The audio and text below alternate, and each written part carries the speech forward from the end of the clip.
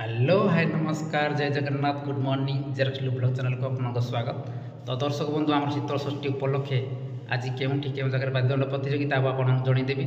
तो तारीख पाठी मन रखु आज तारीख है कि आम 31 मे 2025।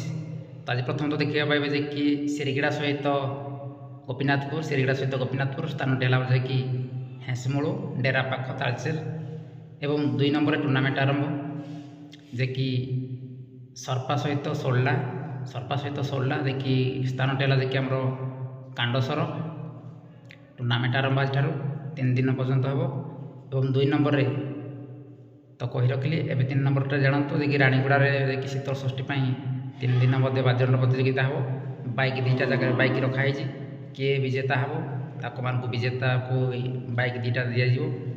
तो आज भी राणीगुड़ा ग्राम हम जे कि सुलेपाल सहित रतलई एवं आसंता काली अच्छी परदिन अच्छी 3 दिन पर्यंत वाद्यदंड प्रतियोगिता हम कांडसर ग्राम और राणीगुड़ा ग्राम आपण मैंने जी एंजॉय करेंगे कौन केमी है आपण मतामत रही जय जगन्नाथ।